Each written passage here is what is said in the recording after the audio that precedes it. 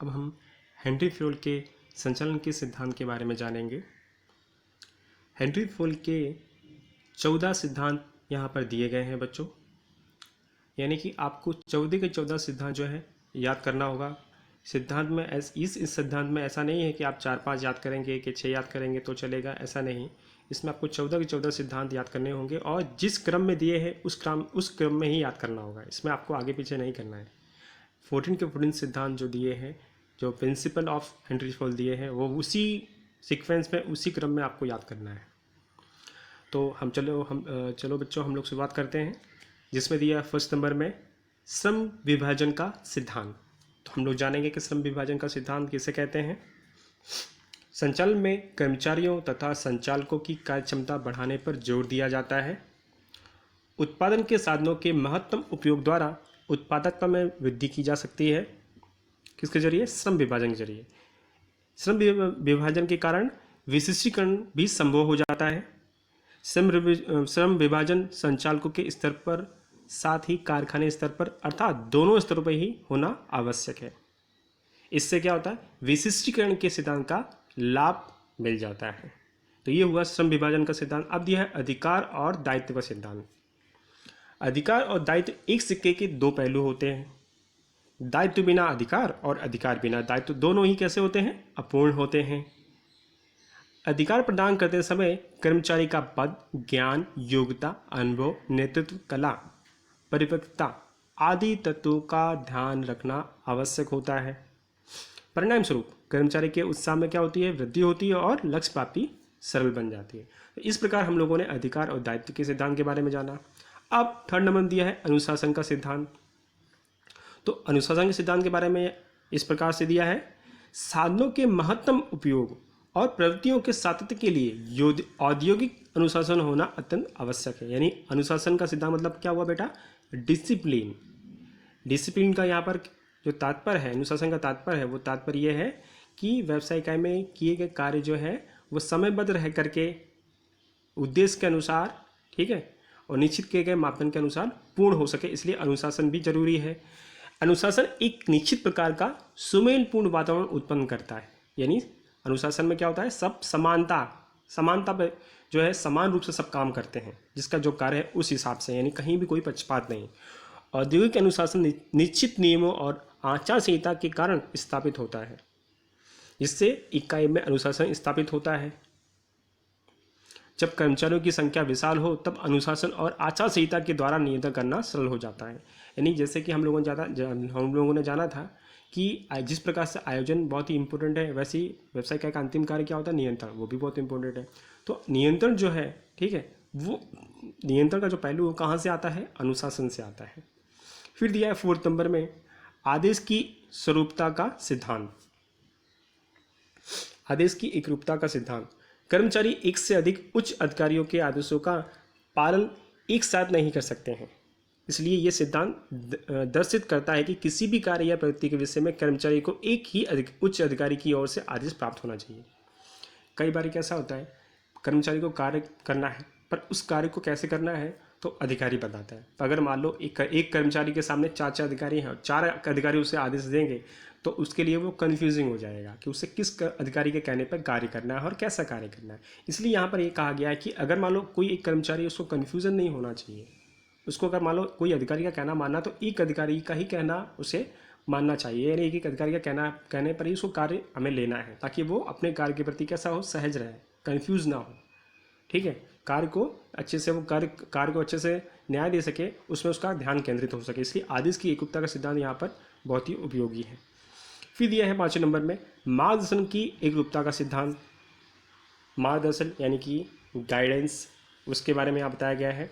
देखिए बच्चों, कर्मचारी को अगर मार्गदर्शन और गाइडेंस सही तरीके से, सही समय पे और सही कर्मचारी को अगर दिया जाता है, तो उस मार्गदर्शन से व्यवसाय इकाई का जो लक्ष्य प्राप्ति का जो उद्देश्य होता है बहुत ही सरल बन जाता है। वो व्यवसाय इकाई के जो आगे व्यवसाय को आगे ले जाने में वो बहुत बड़ी महत्वपूर्ण भूमिका भी निभा सकता है। तो यहाँ जैसे बताया गया, आयोजन भविष्य के लिए रूपरेखा है जो कार्य विभाजन और विशिष्टीकरण के आधार पर पूर्ण किया जा सकता है।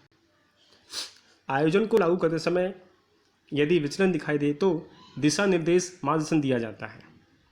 यानी कि अगर आयोजन के अनुसार कार्य हो रहा है, कहीं कुछ रुकावट आ रही है, परेशानी आ रही है, मुश्किलें आ रही हैं, तो उस समय ये दिशा निर्देश मार्गदर्शन बहुत बड़ी भूमिका निभाता है उन समस्याओं को समाधान लाने के लिए, उसका समाधान करने के लिए। फिर दिया 6 नंबर में सामान्य हित को अधिक और व्यक्तिगत हित को गौण स्थान। यानी यहाँ ये जो कहा गया है कि समान हित को अधिक, समान हित मतलब जैसे व्यवसाय इकाई में काम कार्य करने वाले कर्मचारियों की संख्या 100 है, उसमें से 100 कर्मचारियों में से 80 कर्मचारियों की जो समस्या है वो कॉमन है, समान है, और 20 या 5 की समस्या अलग है। तो हमें सबसे ज़्यादा ध्यान कहाँ देना होगा? जो 80 कर्मचारी हैं, जहाँ पर मेजोरिटी है, जहाँ कर्मचारियों की संख्या अधिक है, तो सबसे पहले हमें फोकस किस में करना होगा? उस 80 वालों में। यानी ध्यान तो बाद वाले दूसरे जो कम कर्मचारी उनमें भी देना है, पर पहला ध्यान कहाँ देना है हमें? 80 कर्मचारी जिनकी समस्या कैसी है? समान है, सामान्य है। संचालन सामूहिक प्रवृत्ति है, इसलिए व्यक्ति व्यक्ति के मध्य, विभाग विभाग के मध्य संकलन होना आवश्यक होता है। ठीक है, व्यवसाय इकाई में जो कार्य पद्धति होती है वो कैसी होती है? सामूहिक होती है। यानी कि किसी एक कर्मचारी या 2 कर्मचारी पे व्यवसाय इकाई का जो लक्ष्य प्राप्ति का जो आधार होता है, विकास का आधार जो होता है वो निश्चित नहीं होता है। वो व्यवसाय इकाई में काम करने वाले जितने भी कर्मचारी हैं उन सबकी उतनी ही भूमिका होती है, इसलिए इसको एक सामूहिक प्रवृत्ति कही गई है। ये सिद्धांत दर्शाता है कि किसी व्यक्ति या कर्मचारी समूह के हित को समग्र इकाई के हित के समक्ष गौण मानना चाहिए, अर्थात व्यक्तिगत हित की तुलना में सामान्य हित को प्रधानता देनी चाहिए। फिर दिया हुआ 7 नंबर में कर्मचारियों को योग्य वेतन का सिद्धांत।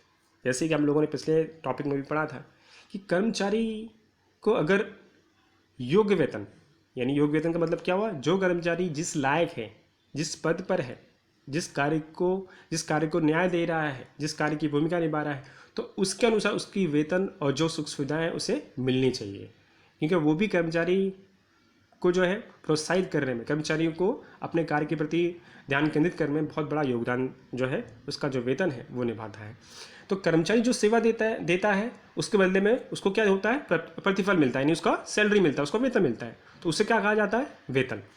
इस सिद्धांत के अनुसार पीढ़ी के कर्मचारियों को भुगतान किया जाने वाला वेतन न्यायी होना चाहिए। जैसे कि मैंने आपको बताया, उचित कर्मचारी को उचित वेतन देना। इकाई में कितने ही कार्यक्षम कर्मचारी होते हैं जो निश्चित की गई तुलना में अधिक उत्पादन और कार्य करते हैं। कई बार कर्मचारी कैसा होता है? जो कर्मचारी एक्स्ट्रा ऑर्डिनरी होता है, बहुत ही कर्मठ होता है, तो उसको जो कार्य दिया जाता है उससे ज़्यादा वो कार्य करने की कोशिश करता है। तो वैसे समय में हमें क्या करना होता है? उसको उस हिसाब से जो कार्य कर रहा है उस हिसाब से उसको वेतन देना चाहिए। किसके अनुसार? कर्मचारी को योग्य वेतन का सिद्धांत के अनुसार। फिर दिया हुआ है 8वें नंबर में केंद्रीकरण का सिद्धांत। व्यवस्था तंत्र के ढांचों को सफल बनाने के लिए कितने अंश में अधिकार का केंद्रीकरण या विकेंद्रीकरण होना चाहिए, इसकी स्पष्टता होना आवश्यक है। केंद्रीकरण का सिद्धांत का मतलब ये हुआ कि कर्मचारी की शक्ति का श्रेष्ठ उपयोग हो सके, इसलिए केंद्रीकरण सिद्धांत अपनाना चाहिए। यानी कर्मचारी को जो है विशाल आकार की इकाई में केंद्रीकरण कम सफल होता है, और इसलिए इकाई के कद के अनुसार केंद्रीकरण और विकेंद्रीकरण अपनाना चाहिए। यानी ऐसा बताया गया है बेटा यहाँ पर कि अगर मान लो व्यवसाय इकाई का जो आकार जो है विशाल है, तो वहाँ पर केंद्रीकरण का सिद्धांत क्या होता है? कम सफल हो पाता है। यानी कहने मतलब यहाँ पर हुआ कि कहने मतलब यहाँ पर यह हुआ कि जब व्यवसाय इकाई अगर मान लो बड़ी है तो वहाँ पर कर्मचारी अधिकारी भी बहुत सारे होंगे। ठीक है, तो जब कर्मचारी अधिकारी बहुत सारे होंगे तो वहाँ पर केंद्रीकरण को सफल बनाना मुश्किल पड़ जाता है। यानी केंद्रीकरण मतलब एक ही का कहना मानना, क्योंकि कर्मचारी बहुत सारे हैं तो विभाग भी बहुत सारे बनेंगे, बहुत सारे अधिकारी बनेंगे, तो वहाँ पर जो है एक ही अधिकारी बना रहे वो जो है संभव नहीं होता है। वहाँ बहुत सारे अधिकारी बनाने पड़ेंगे। व्यवसाय इकाई का जो आकार कैसा होता है? बड़ा होता है तब, तो वहाँ पर विकेंद्रीकरण जो है सफल होता है। इस प्रकार यहाँ केंद्रीकरण और विकेंद्रीकरण के बारे में बताया गया है कि जिस प्रकार से व्यवसाय इकाई का आकार है उस प्रकार से केंद्रीकरण और विकेंद्रीकरण जो है अपनाना चाहिए। फिर दिया गया है 9वें नंबर में अधिकार की रेखीय श्रृंखला का सिद्धांत। यह सिद्धांत उच्च अधिकारी के प्रबंधकीय अधिकारियों से लेकर तल स्तर के कर्मचारियों तक श्रृंखला की रचना पर जोर देता है। यहाँ पर जैसे कि आप लोगों ने देखा होगा पहले चैप्टर में कि व्यवसाय इकाई में 3 मुख्य स्तर होते हैं, उच्च स्तर, मध्य स्तर और निम्न स्तर। तो उसी प्रकार से जो अधिकारी होते हैं, अधिकारियों की भी रेखीय श्रृंखला भी उसी प्रकार से बनती है। जैसे प्रथम उच्च स्तर पे कौन होते हैं? कंपनी के मालिक, ठीक है, बोर्ड ऑफ डायरेक्टर, ठीक है। इस प्रकार से कंपनी के सबसे उच्च अधिकारी जो होते हैं उच्च स्तर पे होते हैं, और फिर वो लोग अपने जिम्मेदारी को संभालते हुए जो है आदेश देते हैं मध्य स्तर पर, जहाँ पर मैनेजर होते हैं, ठीक है, दूसरे भी जो मध्य स्तर के कर्मचारी अधिकारी होते हैं वो होते हैं, और फिर वो किसको आदेश देते हैं, निम्न स्तर को। इस प्रकार से क्या होता है, अधिकारियों की रेखीय श्रृंखला बनाई जाती है उनके अधिकार और दायित्व का विभाजन करते हुए। फिर दिया 10वें नंबर पर व्यवस्था का सिद्धांत। ये सिद्धांत दो बातों पर जोर देता है, मान सम्मान की व्यवस्था और सामाजिक व्यवस्था, ठीक है। तो व्यवस्था सिद्धांत इस प्रकार से किस पे जोर दे रहा है, मान सम्मान की व्यवस्था पे और सामाजिक व्यवस्था पे। फिर दिया है नेक्स्ट 11 नंबर पे समानता का सिद्धांत। कर्मचारी संचालन व्यवस्था का एक भाग है। कर्मचारी जीवित व्यक्ति है, इसलिए उससे काम लेने के लिए व्यवहारिक दृष्टिकोण अपनाना पड़ता है। यानी कर्मचारी अगर व्यवसाय इकाई में काम कर रहा है तो कर्मचारी को कभी भी ऐसा नहीं महसूस होना चाहिए उसके प्रति पक्षपात किया जा रहा है दूसरे कर्मचारियों से या दूसरे व्यक्तियों से। अगर उसको ऐसा लगता है तो वो कर्मचारी अपने व्यवसाय के प्रति उतना वफादार नहीं रहेगा। वो काम तो करेगा पर वफादारी उसके अंदर नहीं रहेगी। क्यों? क्योंकि उसके मन में क्या रहेगा कि मेरे साथ में पक्षपात होता है। अगर वही कर्मचारी अगर अपने व्यवसाय में अपने को समान महसूस करता है, उसको ये महसूस किया कि दूसरे कर्मचारी को जितनी महत्व या इंपॉर्टेंस दी जाती है उतना ही मुझे दिया जाता है, तो वो अपने इंटरनल तौर पर, आंतरिक तौर पर व्यवसाय इकाई से कैसा हो जाएगा, एक परिवार की तरह जुड़ जाएगा और व्यवसाय इकाई के कार्य को सफल बनाने के लिए हर संभव प्रयास करेगा। फिर दिया हुआ 12वें नंबर में कर्मचारी स्थिरता का सिद्धांत।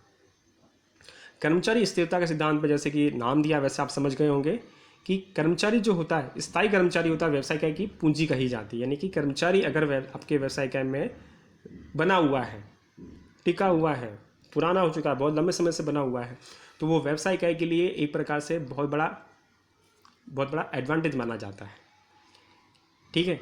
तो जैसे बताया गया है, दीर्घ समय तक कर्मचारी के जिस किसी इकाई में रहने से अभ्यास झुकाव के प्रभाव के परिणामस्वरूप उत्पादकता में वृद्धि होती है। यानी जैसे जैसे उस व्यवसाय इकाई में वो पुराना हो जाएगा, स्थिर होता जाएगा, तो उसका अनुभव उस व्यवसाय इकाई में बढ़ता जाएगा।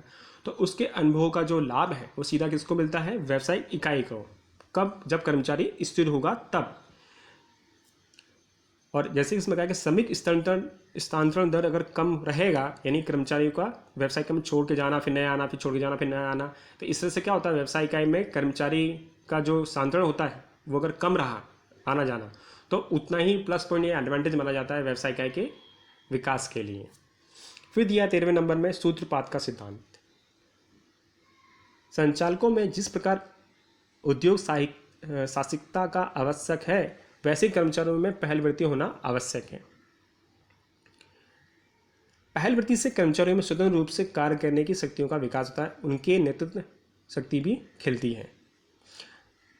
संचालकों को ऐसा व्यावसायिक वातावरण प्रदान करना चाहिए कि जिसमें कर्मचारियों की पहलवृत्ति के प्रोत्साहन प्राप्त हो। मतलब कहने का मतलब ये हुआ कि कर्मचारियों को अपने कार्य में आने वाली समस्याओं या प्रॉब्लम या अपनी बात को रखने के लिए वो कर्मचारी आगे आ सके, अपने आप को सक्रिय महसूस करे, अपने आप को कैसा करे, आगे से आगे किसी कार्य को कैसे करना चाहिए, किसी कार्य की समस्या को कैसा समाधान लाना चाहिए, कार्य को कैसा बेहतर बनाना चाहिए, उस चीज़ में वो आगे आ सके, बोल सके, अपने आप को प्रस्तुत कर सके।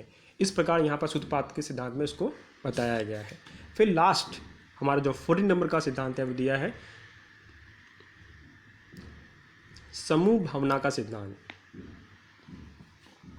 जैसे कि इसमें नाम दिया गया समूह भावना का सिद्धांत। समूह यानी व्यवसाय में काम करने वाले कर्मचारियों का समूह, और समूह भावना का सिद्धांत यानी कि उनके बीच में एकजुटता रहे, उनके बीच में कैसा हो, आपसी मेल जोल रहे, एक फैमिली के मेंबर की तरह जो है अपनत्व की भावना रहे, वो इसमें बताया गया है। व्यवसाय इकाई की सफलता का आधार संचालकों और कर्मचारियों के परस्पर संबंधों पर आधारित होता है। यानी जितना अधिकारी और कर्मचारी के बीच में जितना अच्छा कम्युनिकेशन होगा, जितना अच्छा तालमेल होगा, जितना अच्छा संकलन होगा, उतना ही व्यवसाय इकाई में जो है आगे विकास होने के जो चांसेस होते हैं वो उतने ही ज़्यादा बढ़ जाते हैं। संचालकों को कर्मचारियों के मध्य समूह भावना पैदा करना चाहिए। यानी कि अगर संचालक अपने कर्मचारियों से अच्छा से अच्छा कार्य लेना चाहता है तो उनके बीच में क्या होना चाहिए, एक प्रकार से वो उन लोगों के बीच में समूह भावना, ठीक है, एकजुटता, ऐसी सोच का विकास होगा तो उतना ही जो है पूरे व्यवसाय के लिए अच्छा होगा। वैसा उसको प्रयास करना चाहिए कि लोगों के बीच में एक समूह भावना है। तो बच्चों लोग इस प्रकार यहाँ पर हेनरी फॉयल के 14 सिद्धांत पूरे हुए, ठीक है। इस 14 सिद्धांत आपको पूरा कर लेना है। फिर लास्ट नेक्स्ट जो हमारा टॉपिक है, पीटर एफ ड्रकर का संचालन क्षेत्र में योगदान। पीटर एफ ड्रकर जो एक बहुत बड़े संचालन शास्त्री थे, ठीक है। अब संचालन क्षेत्र में उनका योगदान क्या है वो हम लोग जानेंगे। पीटर एफ ड्रकर 1909 से 2005 तक बहुत प्रख्यात संचालन शास्त्री के रूप में उन्होंने अपने ख्याति प्राप्त की। वो एक लेखक, चिंतक और शिक्षणविद भी थे। वैश्वीकरण के कारण समस्त विश्व की व्यावसायिक व्यवस्थाओं में परिवर्तन हुआ था, जिस कारण से संचालन की नवीन पद्धतियों का विकसित करने की आवश्यकता उत्पन्न हुई। नवीन पद्धति के विकसित करने की आवश्यकता हम लोगों ने देखो पहले भी पढ़ा कि नवीन पद्धति यानी कि जो आधुनिक समय में, टेक्नोलॉजी वाले समय में जो है संचालन का कार्य बेहतर से बेहतर हो सके, वैसी पद्धति यानी नए ज़माने के तौर पर, नए ज़माने के तरह, उससे बोलते हैं नई पद्धति का उसको कहा जाता है। पीटर एफ ड्रकर ने मानव संपत्ति को व्यवसायिक इकाई के योगदान में देहलक्षी संचालन और स्वनियमन का सिद्धांत प्रमुख है। देखिए ये काफ़ी पूछा भी जाता है कि पीटर ड्रकर के मानव संपत्ति के व्यवसायिक इकाई के योगदान में देहलक्षी संचालन और स्वनियमन का सिद्धांत क्या माना जाता है, उसको प्रमुख माना जाता है।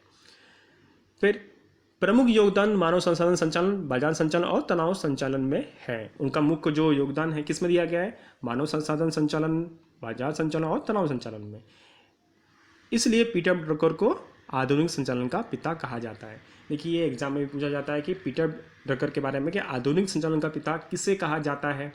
खाली जगहों में भी पूछा जाता है, एक वाक्य में भी पूछा जाता है। तो हमें तैयार करना होगा, हमें याद करना होगा कि पीटर एफ ड्रकर को आधुनिक संचालन के पिता के रूप में जाना जाता है। तो बच्चों लोग, इस प्रकार हमारा यहाँ पर जो पीटर ड्रकर का संचालन क्षेत्र में योगदान था वो भी पूरा हुआ और हमारा इस प्रकार से यहाँ जो चैप्टर है वो भी